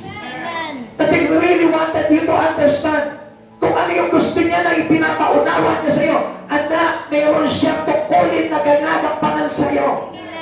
At gusto ko malaman mo, individually, bawat isa sa atin na narito, may plano ang Diyos sa buhay mo. At yun ang tuklasin mo. Pag hindi mo natuklasan ang bagay na yun, magkakaroon ka talaga ng struggle sa relasyon mo kay Kristo. Hindi lang basta I know God. Yes, we all know God. We all know Jesus, our Savior. Pero paano magaganap yung kaligtasan sa buhay mo kung hindi mo alam kung anong bagay na pinagagawa niya sa iyo? Akala niyo ba, na pag hindi nangyari sa buhay mo, yung bagay na gusto mangyari ni Jesus sa buhay mo, ay maliligtas ka? Kaya nga, hanggat mayroong kang pag-asa sa mundong ito, tuklasin mo kung ano yung bagay na yon kay Kristo. You must have an idea of what God's purpose to your life. Isang bagay lang naman po yun eh. Handog mo yung buhay mo sa Kanya. Huwag mong pagkakaitan ng Diyos na ito. Huwag mong ipagtatamot, makikita mo at malalaman mo kung anong purpose ng Diyos sa buhay mo. Matutuklasan mo what is this something that you need to understand. Malalaman mo yung bagay na yun. Limutin mo yung ukol sa sarili mo at kilalanin mo na todo si Jesus sa buhay mo. Malalaman mo at maiintindihan mo kung ano yung something na yun na gusto mangyari sa buhay mo ni Jesucristo. 1 John chapter 4 verse 6. Ngunit tayo sa Diyos, ang sino mang kumikilala sa Diyos ay nakikinig sa atin. Ngunit hindi nakikinig sa atin ang sino mang hindi sa Diyos. Sa ganito na natin nakikilala ang Espiritu ng katotohanan at ang Espiritu ng kasinungalingan. Huwag po tayo maging sinungaling pagdating sa harap ng Panginoon. Baka mamaya aakala natin talagang totoong nandilingkod na tayo sa Panginoon. Ito pa yung lalabas na it's only a lie. Gusto ng Lord na you must serve Him in truth. Sa buong katotohanan. Gusto ng Lord na paglilingkod talaga ng bawat isa sa atin ay buong katotohanan. It is not a lie. If you want to serve God, do not serve Him a lie. Huwag mo paglilingkodan ng Panginoon sa kasinungalingan. Aminin mo sa Lord kung ano yung mga lacking mo pagdating sa Spirit mo. Lord, hindi ako nagbabasa ng Bible. Lord, hindi ako nagtidevotion. Lord, hindi naman talaga ako totoo nagpe-pray araw-araw. And then kapag inamin mo sa Panginoon yun, unti-unti gawin mo yun for the glory of God. Malalaman mong matutok na sa kung ano talaga yung dapat na maging relasyon mo sa Panginoon. It's about the truth. Kaya nga hindi maliligtas ang tao kung sa kasinungalingan lamang po tayo maglilingkod.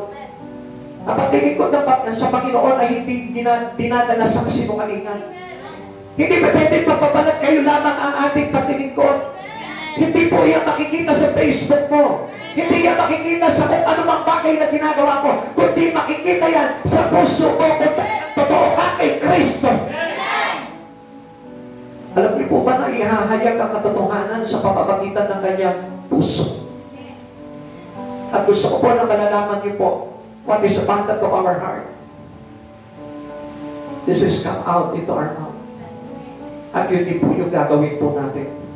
At kapag halimbawa tamad ka talaga at hindi mo talaga gusto paglikuran ng Panginoon, yan po yung lalabas sa katapuhan mo. Kaya makikita yan talaga, hindi mo talaga tatanggapin ano mga bagay na pinagagawa sa iyo ng Panginoon sapagkat hindi mo nakikilala ang Diyos na ito at hindi ka nakikinig sa Kanya. Kaya nga sa oras na ito, kung nakikinig po kayo, bigyan mo kung ano yung mga bagay na sinasabi sa iyo ng Espiritu ng Diyos sa pamamagitan ng mga kataga, sa pamamagitan ng mga salita. Pakinggan mo kung ano yung sinasabi sa iyo ng Panginoon na tinuturo niya sa buhay mo at gawin mo yun, nakikita mo, magiging totoo ka kay Kristo. Amen.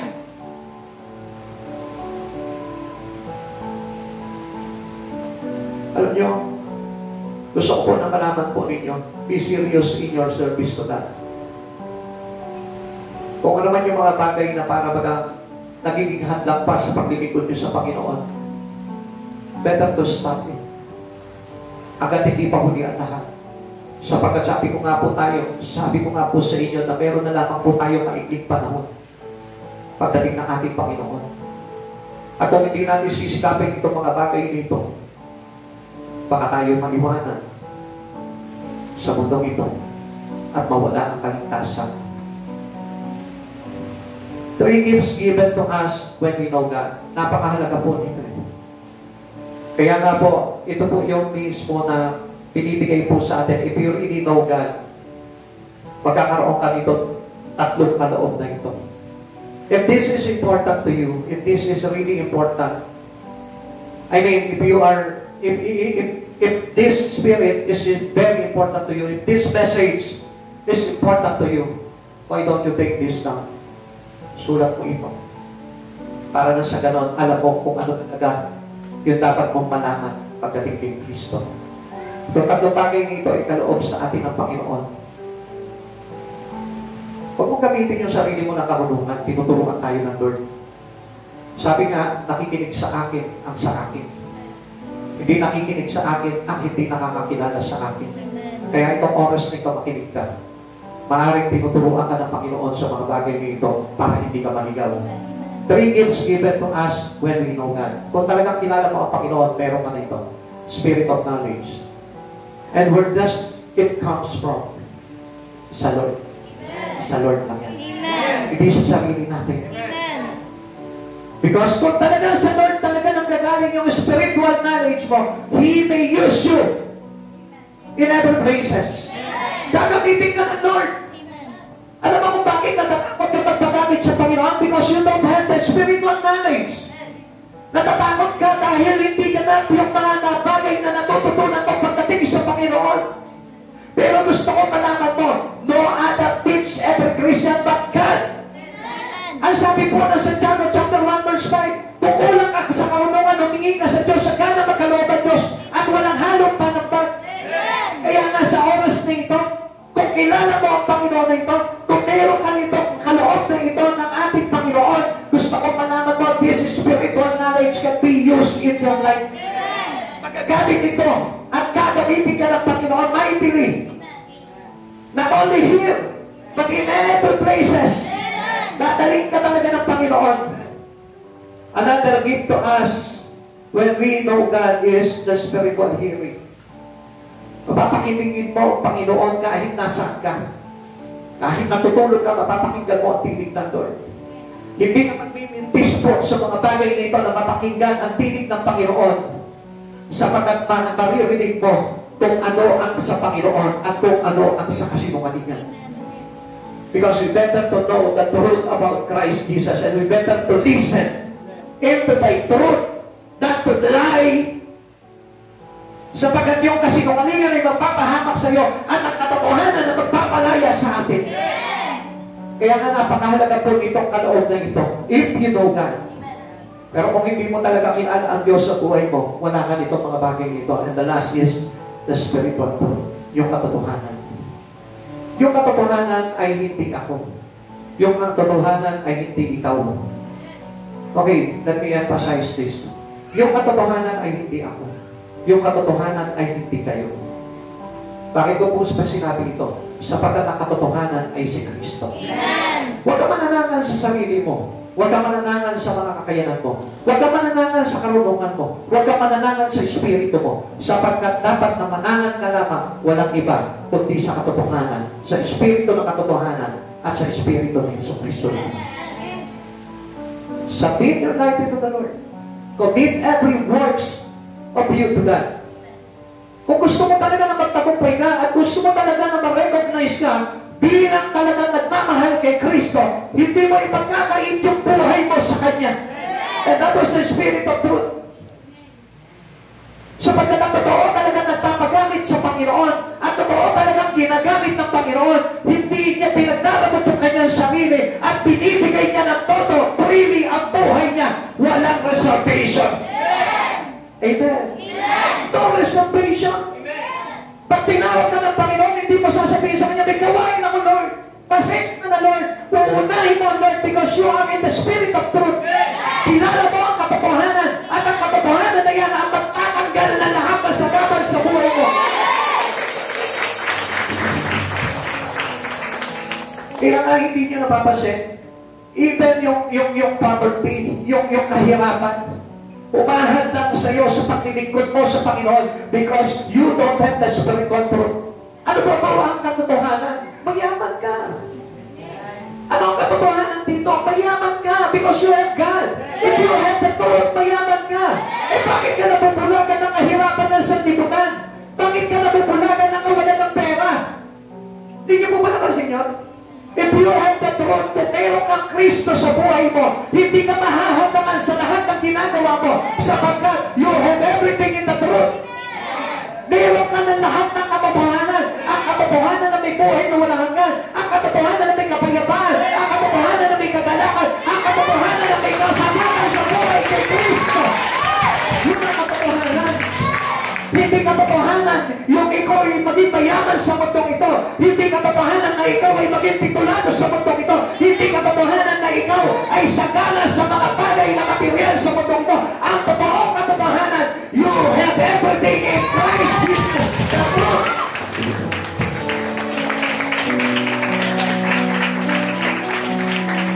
Pwede po ba malaman pa ngayon sa oras nito kung nasa katotohanan ka? Sapagkat ang totoong tao nasa katotohanan, hindi natatakot sa anumang bagay na kasinungalingan. At ano po ba yung kasinungalingan na tinutukoy ko dito? Yung buhay na nakikita mo sa sanlibutan. Na ang masarap na buhay ay sagana sa salapi. Na ang masarap na buhay ay sagana sa kayamanan. Na ang masarap na buhay ay nakatira sa malaking palasyo. Na ang masarap na buhay ay tanyag at kilala sa buong mundo. Ang katotohanan ay yung meron kang Jesucristo na hindi pinagkakagitan ng buhay mo. Sapagkat walang ibang nagmahal sa atin kundi ang ating Panginoon. At sa oras na ito, gusto ko malaman mo na kapag tinanggap mo ang katotohanan nito, wala kang kakatakutan sa buhay nito. Sapagkat lahat ng kinakatakutan mo dito ay pawang kasinungalingan ni Satanas na buhay mo. Yung sinasabi sa'yo, maghihirap ka. Yung sinasabi sa'yo, nakakatakot na baka mawalan ka ng mga bagay sa mundong ito. Yung nagsasabi sa'yo na nakakatakot na baka hindi ka makagraduate, na baka wala ka tao, na baka maghirap ka, na baka insultohin ka, naitig ka ng maraming tao dahil sa mahirap ka. Gusto ko malaman mo kasi kumalingan ang lahat ng yan. Kapag meron kang katotohanan kay Kristo Jesus, hindi mo kakatakutan ng mga bagay nito sapagkat masigit na pinagtutuunan mo ng pansin yung magandang bagay na naghihintay sa iyo sa kanyang kaharian. The kingdom of heaven. Alam mo that there is better things ahead that are waiting for us. Napanggat na itong bagay nito. Alam niyo, sa totoo na, kung talagang totoong nagmamahal ka kay Kristo at mayroon ka relasyon sa Ama, hindi na mahalaga sa iyo kung anong bagay na mayroon ka dito o wala ka dito sa mundong ito. Ang mahalaga kung mayroon kang Kristo sa buhay mo, kung mayroon kang Jesus sa buhay mo. Ano sa akin kung hindi ako mayaman? Ano sa akin kung hindi ako maganda? Ano sa akin kung hindi ako magaling puporma? Ang mahalaga sa akin, meron sa puso ko ng totoong tatak ng pangalan ng kaligtasan, si Yesu Kristo. And these three gifts is freely given to us by Jesus. Ibinibigay niya sa iyo. Ibinibigay niya sa iyo. Ibinibigay niya sa ating lahat. Tanggapin mo lang si Kristo sa oras na ito. And every three things in you will have it in your heart. Sa puso mo na yan. Hindi ka magkukulang. Sarap ang pikulan ng Lord. Masarap na maging totoo sa Lord. This is how we know God. Pag kilala mo talaga si Kristo sa buhay mo, hindi ka titigil to love Him. Unselfish, loyal, and benevolent concern of the good of another. Yung meron ka ba talagang katapatan at hindi yun talaga yung parang selfish lang. Diba? Minsan marami sa atin naglilingkod sa Panginoon. We love God pero selfishly. Why do I mean here? Kung mahal mo talaga ang Panginoon, hindi selfish. What do I mean love selfishly? Pag sinabing selfish love, yun po yung parang gusto mo lang, kumuha ka lang, humakot ka lang na humakot kay Kristo at hindi ka naman nagbibigay kay Kristo. To love Him is to give Him. Sapagkat ang totoong pagmamahal nagbibigay. Kaya nga gusto ko po na malaman nyo, this church practicing love. Kaya nga tinuturuan ko na ang lahat sa inyo ay talagang totoo magkaloob sa Panginoon. Mga kapatid sa Panginoon, I tell you directly, maging faithful ka sa tithes mo. Maging faithful ka sa totoong paglilingkod mo sa Panginoon. Maging faithful ka sa mga bagay na ginagawa mo sa Lord. Faithful to your devotion. Faithful to reading the Bible. Faithful to pray. Faithful with your fellowship. Faithful to serve God. And you must be faithful about your love with Him. Sapagkat manali po na lokohin ang pag-ibig natin. Sapagkat ang pagmamahal ng tao ay minsan hindi totoo. Pero ang hinahanap sa atin ng Panginoon, yung tinatawag na unselfish, loyal love to Jesus. Pag sinabing unselfishly, hindi yung parang nakatoon na, Lord, bigyan mo ako ng ganito. Lord, I pray umaman ako. Lord, I pray makatapos ako. Lord, I pray magkatrabaho ako. Lord, I pray pasaganahin mo ang buhay ko. That was selfish love. That was unloyal love. Walang katapat ang pag-ibig sa Panginoon. Sapagkat ang talagang totoong nagmamahal sa Panginoon, nag-aalay, nagbibigay ng kanyang buhay sa Panginoon. This is how Jesus demonstrates His love for us.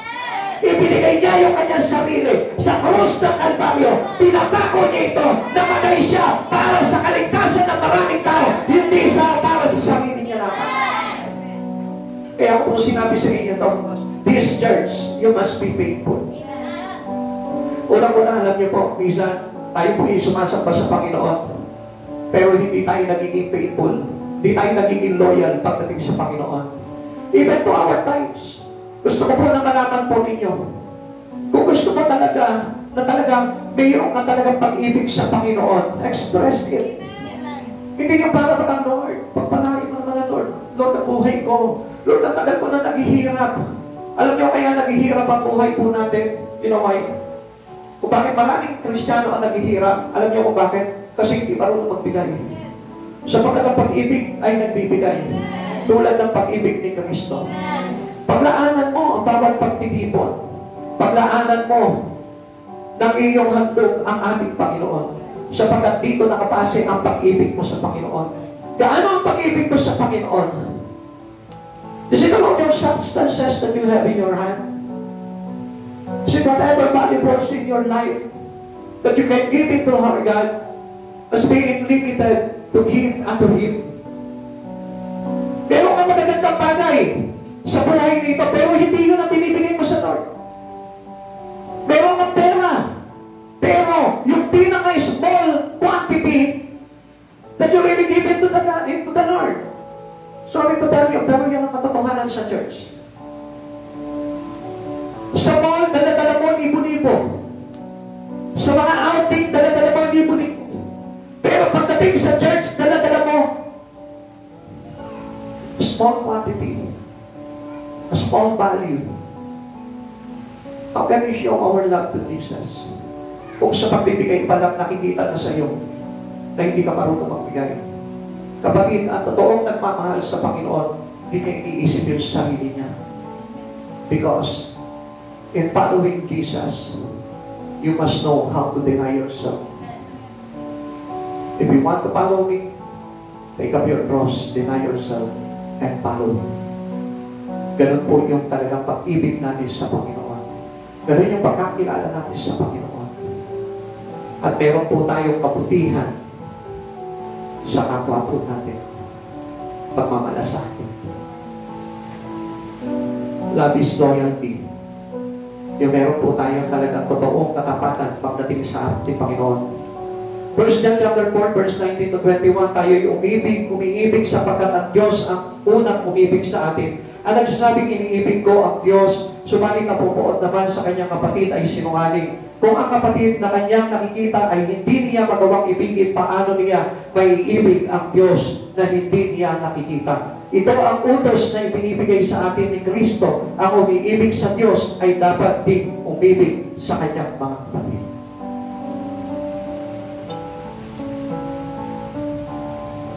Those Christians who really love God never fight anymore. No fighting.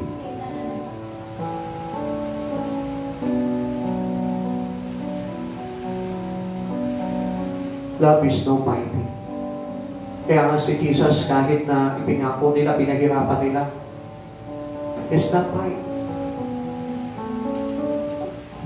Hindi not fault. Hindi siya lumaban. Pagkas ibigay niya na buo yung kanyang buhay. Gawin gusto niyong parusa sa akin. Binigay na mo. Gawin. Gusto niyo akong ipako. Go. Gusto niyo akong hampasin. Latikuhin. Go. Do it for me. Do it to me. For your salvation.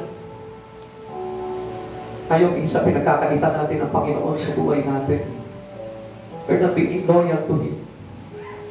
Isang hinihingi ng pagkakataon sa iyo ng Panginoon. Sacrifice your job. Sacrifice your study. Sacrifice your family. Sacrifice your children. Sacrifice your money. Sacrifice your home. Sacrifice everything into you. Minsan lumuyong po tayong patalikod sa Panginoon parang yung binatang mayaman. Hindi natin magawa yung mga bagay na yun. Sacrifice your time. Nahihirapan tayong ibigay yung mga bagay na yun because we are not loyal.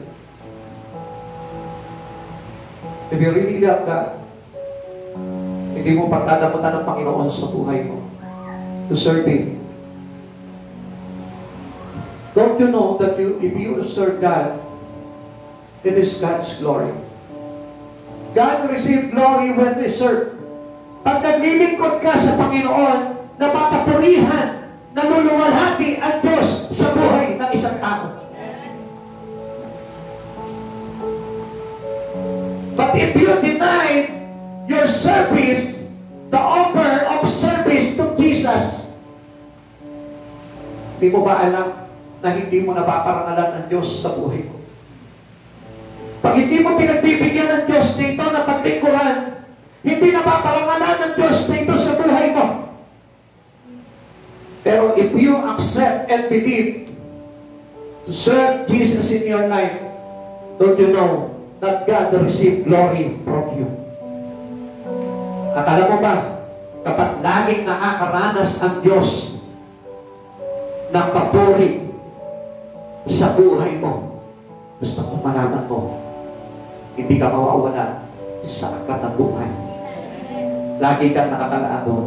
The transforming power of Jesus Christ is on display in the lives of those who have traded selfishness or for selflessness. Service selflessness.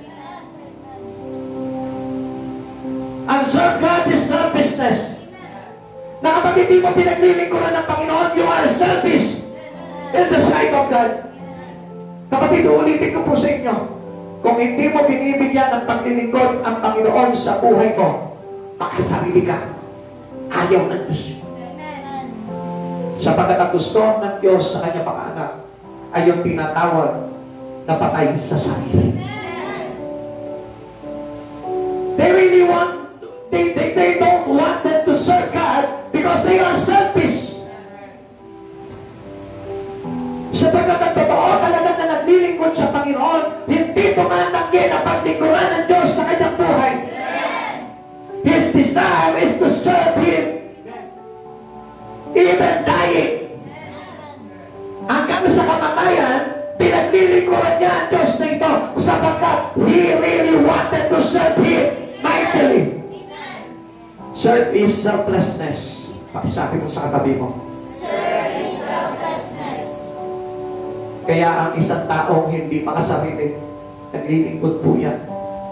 Yung tao na lagi nagkakagit ng time, pagdating sa Lord, Pastor, hindi ako pwede ngayon eh. Pastor, hindi ako pwede ngayon. Pastor, hindi ako pwede bukas. Pastor, hindi ako pwede. Gusto ko malaman mo, you are selfish. Pasensya na po kayo. Pero, sabi ko nga po sa inyo, if you have the Spirit of God, you will accept and believe the truth about what is written in the Bible. 1 Peter chapter 4, verse 10 to 11. Bilang mabubuting katiwala ng iba't ibang kaloob ng Diyos, gamitin ninyo sa kapakinabangan ng lahat ang kakayanang tinanggap ng bawat isa sa inyo. He said, ang nangangaral ay dapat salita ng Diyos ang ipangaral. Hindi yung salita natin, kundi yung salita ng Diyos. Kaya huwag ka matatakot na sabihin ang katotohanan sa tao. Sapagkat ang katotohanan na ito ang paglalagay sa atin sa kaligtasan. Kaya sa oras na ito, gusto ko po na malaman po ninyo na tayo'y dapat lamang na maglingkod sa Panginoon. Sabi ko dito, ang naglilingkod ay dapat maglingkod gamit ang lakas na kaloob sa iyo ng Diyos upang sa lahat ng bagay siya'y papurihan sa pamamagitan ni Jesucristo. Ang sabi nito, sa Kanya ang kapangyarihan at karangalan magpakailanman. Amen. Kanino daw po? Hindi sa iyo. Pag naglilingkod ka, hindi sa iyo ang karangalan. Only for Him. Only to Jesus. Sa Kanya ang kapangyarihan, ang karangalan, magpakailanman. Amen. Tumugon ang lahat. All the glory is for Jesus.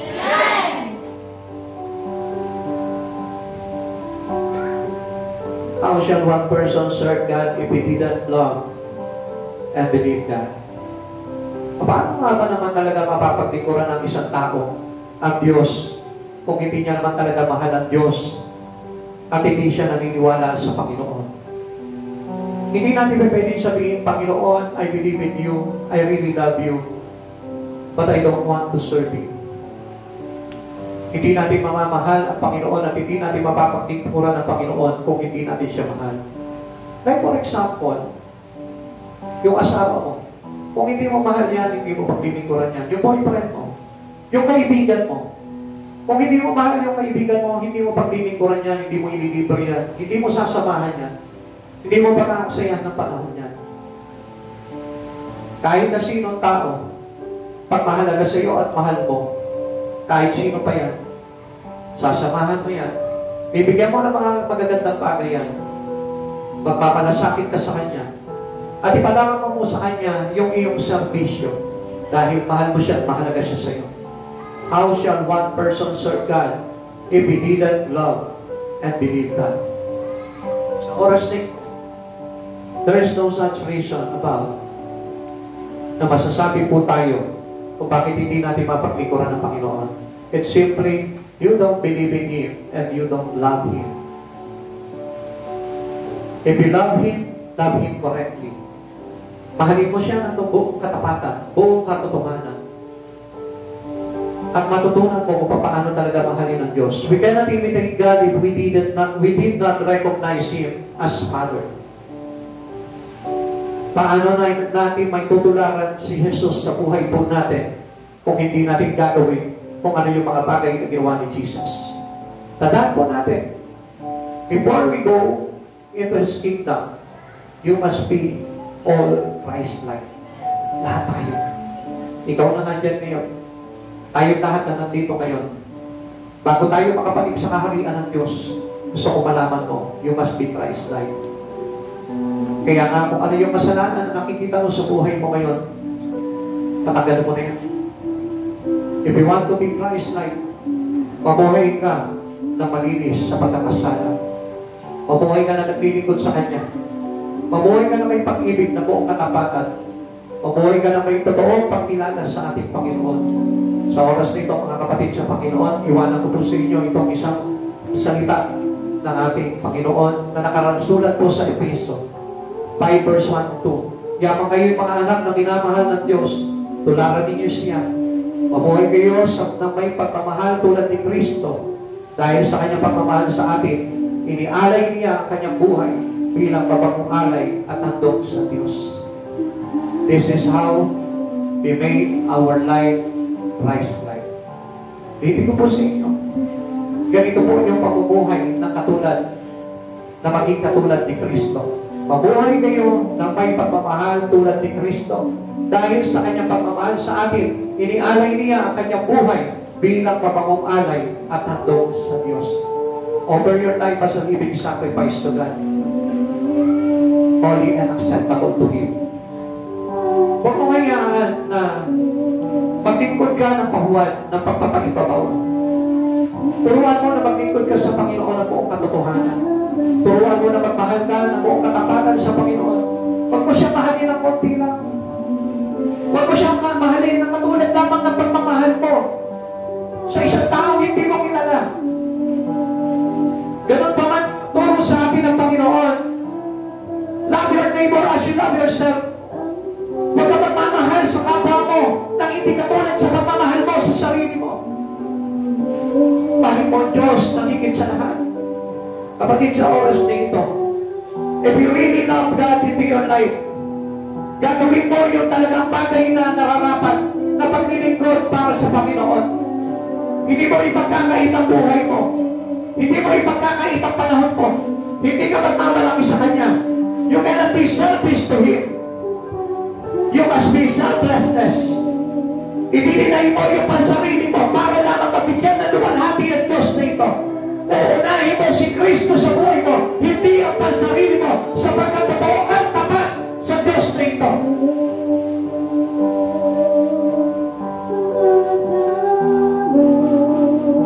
Kilalanin mo ang Diyos.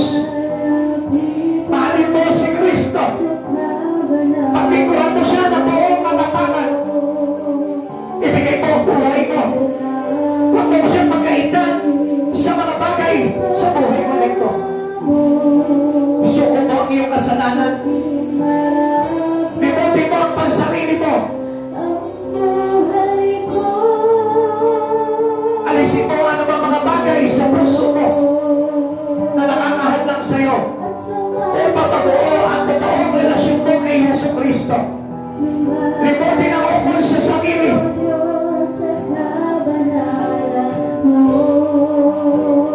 Let the Spirit of God dwell in your body. May I ask, Lord, to pour out your Spirit in here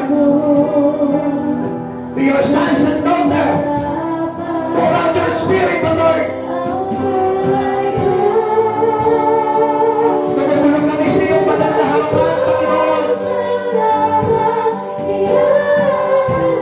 Magkalooban mo kami ng Espiritu mo, Panginoon, sa oras dito. Upang maunawaan namin ang mga bagay sa katotohanan mula sa iyong mga salita at sa iyong kalooban. Nais namin, Panginoon, na magamit ang buhay namin na individual na buong katapatan. Nais namin, Panginoon, na ipagit ang aming mga buhay at kaluluwa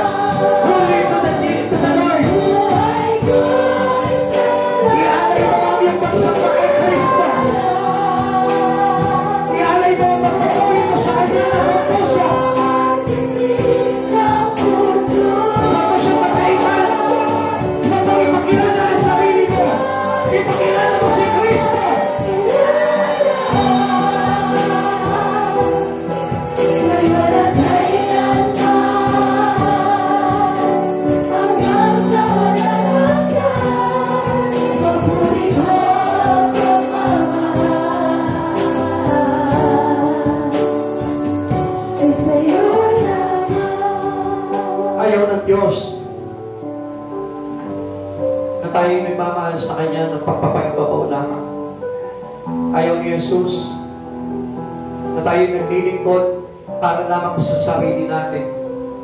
Inialay niya ang kanyang buhay para tayo ay maligtas. At yun yung dapat na tularan ng isang tao upang tayo ay maging katulad ni Yesu Kristo. Ialay mo ang buhay mo sa Kanya.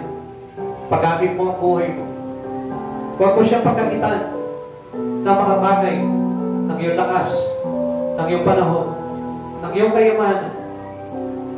Huwag mo siyang limitahan sa mga bagay na kaya mong ibigay, ng iyong karunungan, ng iyong pag-iisip, ng iyong mga talento. Gamitin mo sa Kanya lahat ng mga bagay nito, sapagkat walang ibang nagkaloob sa ito, kundi ang Diyos. Ang lahat na mayroon ka ay Diyos ang nagkaloob dahil sa Kanyang pag-ibig sa iyo. Ang lahat na mayroon ka sa iyong isip at sa iyong puso ay kaloob ng ating Panginoong Jesucristo upang magamit mo ito sa pagpaparangal sa Kanya. Huwag mong pagkakitan ng Diyos na ito. Kaya mo sa oras na ito, maging kapakinabang ang buhay mo sa Kanya. Mahalin mo siya ng buong puso. Ialay mo ang buhay mo sa Kanya.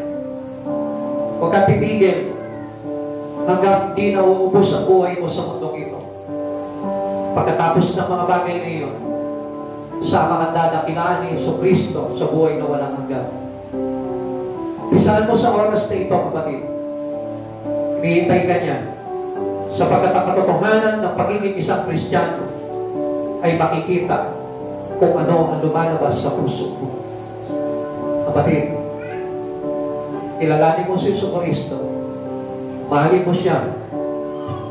Paglingkuran mo siya. At maluwalhati siya sa buhay mo ngayon at magpakailanman. Tayo po lahat ay manalangin sa Panginoon. Ama namin Diyos, nagpapasalamat po kami dahil itinuring mo kami bilang mga anak. Binubukuli, Panginoon, ang aming relasyon sa iyo upang kami, Panginoon, ay maluwalhating tanggapin mo sa buhay na walang hanggan. Panginoon, kaya mong habang kami nabubuhay sa mundong ito, Lord, gamitin mo po lamang ang aming buhay, maintindi, Lord. Kaya mo, Panginoon, ay hindi ka namin malimitahan sa mga bagay na ginagawa po namin para maparangalan ka. Tulutan mo kami ng kalakasan, Panginoon, upang maibigay namin sa iyo, Lord. Kaya mo, Panginoon, na matulutan kami ng karunungan upang magamit namin para sa iyo, O God. Panginoon, gamitin mo ang buhay ng bawat anak mo. At hayaan mo, Panginoon, na matutunan namin sumunod sa mga ipinag-uutos mo. Salamat po sa hapong ito, Lord. Hayaan mo ang Espiritu mo, Panginoon, na magpaunawa sa amin ang lahat ng bagay nito, God. Lord, na walang pag-aalinlangan. Sapagkat tapat ng Diyos, Panginoon, at hindi mo kami tuturuan, Panginoon, ng mga bagay na kapapahamak namin, kundi mga bagay, Panginoon, para sa kaligtasan ng aming mga kaluluwa. Maraming salamat po, Panginoong Jesus, at nagpapasalamat po ako sa buhay ng marami, sapagkat ikaw ang Diyos, Panginoon, na patuloy na binabalik-balikan nila at patuloy na pinag-aangalayan nila, Panginoon, ang kanilang mga buhay. Upang sa ganun, Panginoon, maluwalhati ka palagi sa amin. Panginoon, pagpalain mo ang buhay ng bawat isa, Lord, accordingly sa pananampalataya na ibinigay mo sa amin, O God. At hayaan mo ikaw ang Diyos, Panginoon, na mapaglagakan namin, Panginoon, ng lahat ng pagpapala na ito, O God, upang bilang pasasalamat namin sa iyo, Lord, magantihan namin kahit kakunti, Panginoon, na makakaya po namin, Panginoon, ang kabutihan ginawa mo sa amin na sakdal sa laking, Panginoon, at paghihirap na walang sukat na halaga. Panginoon, maraming salamat po, Lord. Palutin mo po kami ng iyong banal na dugo. At hayaan mo ikaw ang Diyos na magatid sa amin, sa aming mga tahanan. At ingatan mo kami gabayan. At pagtubayan mo kami sa lahat ng aming mga lakad, O God. Pagpalain mo kami sa lahat ng aming mga ginagawa. Pagpalain mo, Panginoon, ang aming mga pangangailangan pinansyal. At hayaan mo ikaw ang Diyos, Panginoon, na mapaglagakan namin, Panginoon, ng mga magagandang bagay at mabuhusan namin, Panginoon, ng pagsamba. Panginoon, maraming salamat po, Lord. Pagpalain mo ang church na ito. Ngayon at magpakailanman, ikaw ang Diyos na makitaas at maparangalan palagi. Ang pangalan mo, Panginoong Jesus, ang laging dadakilain at sasabayin sa lugar na ito, Lord. Walang ibang tao, kundi ikaw lamang, O God. Panginoong Jesus, maraming salamat po. Sa iyo po namin binabalikan lahat ng kapuri at karangalan. To God be the highest glory in Jesus' name. Amen and amen. God bless you.